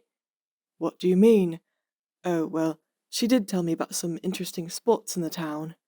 Oh man, that means Thomas still has no clue? Silly Dara. I put so much effort into bringing him here. Oh, hey, Achara. This suddenly came to my mind. When you took me to the hospital back then, do you remember what flower you gave me? Flowers. He got me sunflowers last time, so it must be... Of course I remember. I gave you a sunflower. I wanted to cheer you up. I was expecting a nod from Thomas, but to my surprise, he sighed and said, Actually, I just made that up. There were no flowers at all. Thomas's words got me wavered. I didn't want to end up in a position like this. Fine. If Dara chickened out of telling him the truth herself, then I guess I just have to do it. Thomas, I'm sorry. Actually... And so I told Thomas the truth. The one who saved Thomas that day was Dara, not me. And she's in a pretty tough situation right now. Ever since her dad's accident that left him unable to take his boat out anymore, Dara's family were in terrible debt. So, when I saw the article where Thomas was searching for his savior, I tried to convince Dara to come forward, as he might be able to help out her family. But I can't do that. I can't let him see me in this awful state. He would presume I was only after his money. No matter how much I tried to convince her, Dara still refused to go and meet Thomas. And so I decided to disguise myself as Dara and approach you first. Then I planned to reunite you here. And she agreed to all that? No, she didn't. I carried things out all alone. I kept asking Dara for more information about the past and then spent all my savings on hair appointments and makeup to fake a mole like hers. Then I lied to my parents that I was participating in a summer camp and went to Koh Lanta. I also arranged to meet her here today, but I guess she's still not ready to talk to you. Actually, when I saw Dora, I felt this strange connection toward her, but seeing the way she left like that, maybe she doesn't want to see me again. Oh no, what had I done? I want to bring them together, not drive them apart. Are things really just going to end up like this? It's been 3 days since then, and now here I am, nervously waiting for Dara in the airport lobby. I'd asked her to meet me here, but this doesn't look good. Does she really not even bother to say goodbye to me before I leave the country? Achora, seems like Dora isn't coming. I'm sorry, but we have to go. I gave a solemn sigh and pulled my suitcase when suddenly I heard someone call, Wait up! Achara! I turned around and saw Dara running towards me. Oh boy, what a relief! I quickly hid away my smile and put on a sulky expression. Oh, you're here? Thought you wouldn't come. Anyway, my boyfriend and I are off to London to meet his family. They're really eager to meet his savior, right, babe? Thank you for coming to send me off. Dara gave an awkward look. Then she took my hand and led me over so she could whisper, Achara, can I talk to Thomas in private for a minute? Yes, my plan worked. I turned to Eli and gave a thumbs up. Then we rushed off and left Dara and Thomas to talk alone. Did you really think I would let those two idiots give up on each other so easily? No way. I had discussed it with Thomas and planned to fake a cheesy farewell at the airport, and voila! Dara finally realized her feelings for Thomas in this hit-or-miss moment, and the two of them had a happy reunion. Yay! So, what about me, huh? Well, you don't have to worry, because I might have scored this cute, handsome assistant right here. Hey guys, I'm Feather, and I look just like any other 16-year-old, right? Actually, my life as a teenager is far from ordinary since I have hemophilia, a rare disease in which my blood doesn't clot properly, so even a simple graze could be fatal. My parents are so worried that I might hurt myself that they keep me safely shut away in this mansion. In fact, I've never left it. Money isn't a problem to them as they own this massive energy corporation, so to compensate for me not being able to go outside, they make sure I get anything I ask for. My giant playroom is cool, right? Not only that, but I also own a dressing room with hundreds of cute Lolita outfits, and an enormous pantry full of my favorite snacks that I can enjoy at any time.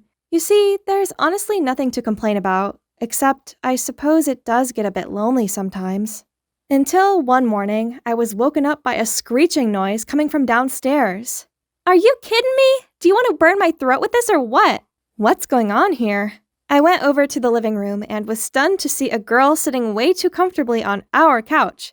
I was still trying to figure out who she was when she suddenly said, You, standing at the door, get me another glass of cool water. Now.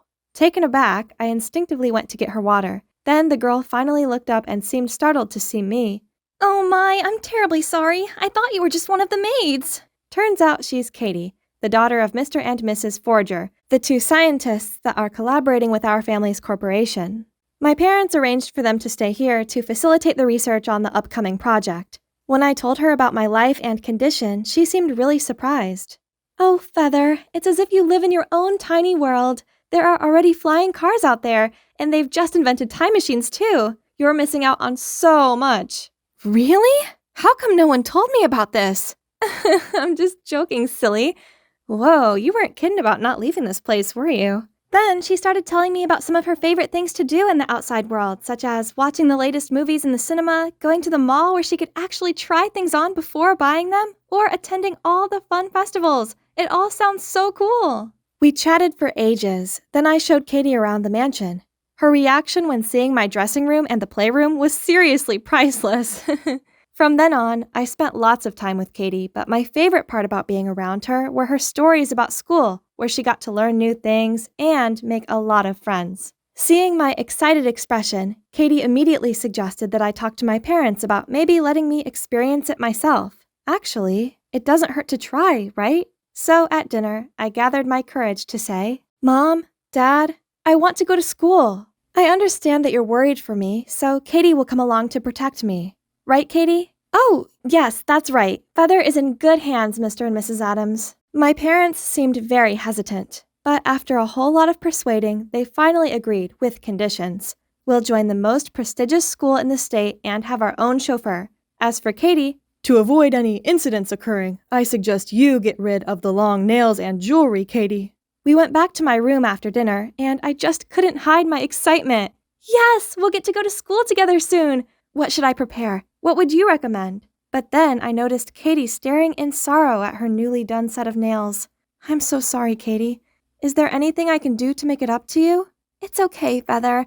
What matters is that you're able to go to school, and I'm so happy for you. It's bedtime anyways. I'll head back to my room now. I'm so lucky to have a friend like her.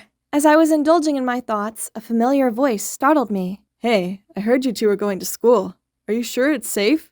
Katie doesn't seem all that trustworthy. That is none of your business. You're just jealous that I've made a new friend while you're still lonely, aren't you? In case you're wondering, this guy is Liam, the butler's son. He was my childhood best friend and used to come to the mansion every day for homeschooling and to spend time with me. but we had some petty argument and I hadn't seen him since. Well, at least not until now. He was about to ramble about something else, but I slammed the door in his face. I wasn't going to let him ruin my mood. What I need to think about is my school day that's coming up. Oh my, it's so exciting. I really can't wait. We are going to Edgewood High today. So I decided to wear my favorite Lolita dress as Katie suggested. Oh, I almost forgot, Mr. Freddie. He's been my best friend since childhood, and of course he had to come along with me on this big day. Katie also said I should try introducing him to everyone. That would help me make new friends faster. Such a brilliant idea. Whoa, we're finally here.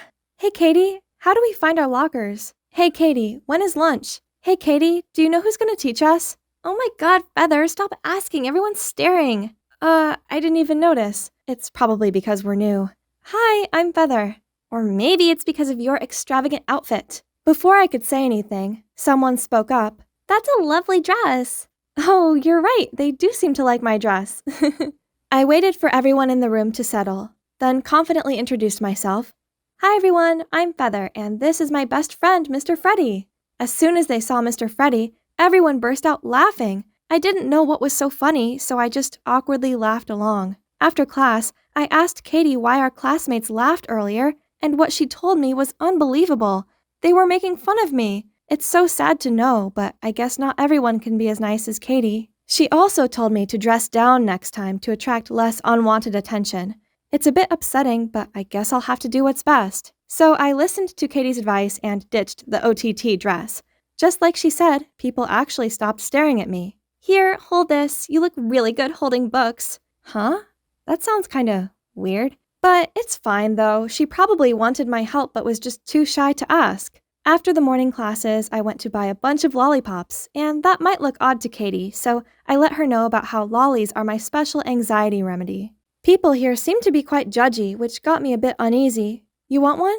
Aw, poor you, but no thanks. By the way, I'll have lunch with David today. You know, the cute jock in our math class. So you're on your own this noon, okay? Then she quickly left without waiting for my response. I didn't know having lunch alone was so boring. Everyone has their own group, except for this one guy wearing a hoodie and a mask. Hi, can I join you? But he didn't even reply, just stood up and moved to another seat. Did I do something wrong? Feeling the anxiety taking over, I immediately took a lollipop to calm myself down. And it's doing a wonderful job at making me feel better. But suddenly, someone snatched it out of my hand. I chased after him, but slipped on someone's foot and fell hard on the floor. Panicked, I burst out crying, and I heard the guy that took my candy say, Feather the toddler. Then everyone laughed at me again. Luckily, a guy spoke up. Stop this nonsense. What are you going to do if she's injured? Oh wait, it's the weird guy from lunch. He checked on me to make sure everything was fine, then quietly went back to his seat. I didn't even have the chance to ask for his name before the teacher came in.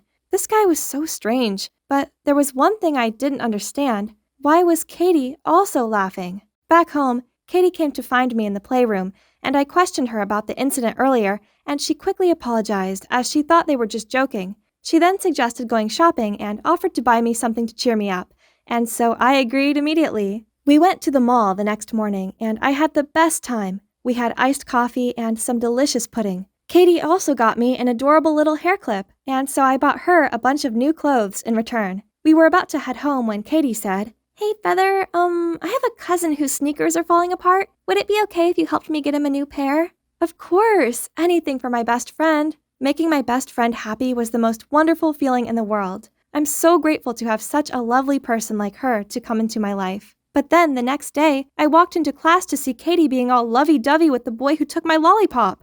So that's the David that she mentioned, and on his feet were the brand new sneakers that were supposed to be for her cousin. Why is he wearing the shoes I bought? Then Katie pulled me outside and explained profusely, Feather, calm down. The shoes were too big for my cousin, so I gave them to David. I didn't lie to you, I promise. Fine. Please just don't let me see him wearing them again. I felt really bad since Katie seemed really sad after hearing what I said. At that moment, David approached me. What's up, toddler? You got a problem with my new kicks? I froze in fear. Then thankfully an announcement came through the speaker. David Peterson, please come to the principal's office immediately. Turns out he's in trouble for spray painting a teacher's car. At least someone already helped me teach him a lesson, but that wasn't all. A few more of my classmates also got detention for cheating on the math quiz yesterday, while some others got caught skipping classes. It was such a crazy morning. It's as if someone was trying to play the hero here. Finally, it's lunch break. Hoped things would be better in the afternoon, but... What is this? A poster of me? It also says underneath, Feather the toddler is the snitch. Katie took a look at it and said that the best way to deal with these kinds of jokes was just to play along.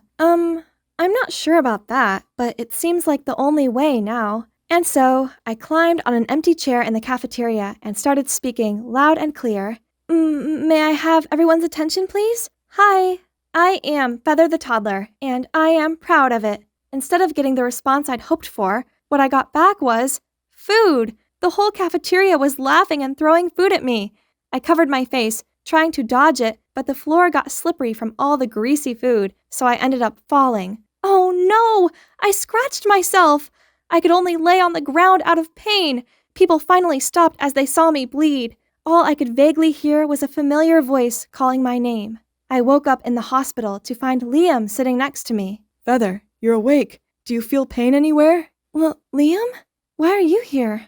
Where's Katie? Katie? You're still worried about Katie?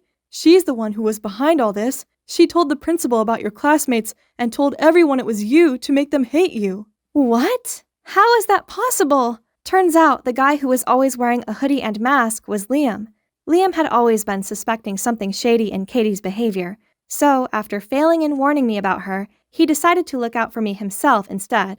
I cried and tried to hug him despite the pain on my arm. Then Liam showed me a shocking video of Katie talking trash about me to everyone. Oh, why was Feather carrying my books, you ask? It's because her parents work for my family's corporation and she'll do anything I tell her to as long as I give her some money. Seeing the anger and also disappointment in my eyes, Liam calmed me down and said he had a plan to expose my so-called best friend. When I returned to school a few days later, I stormed straight over to Katie. It's you! You're behind it all! I already know everything.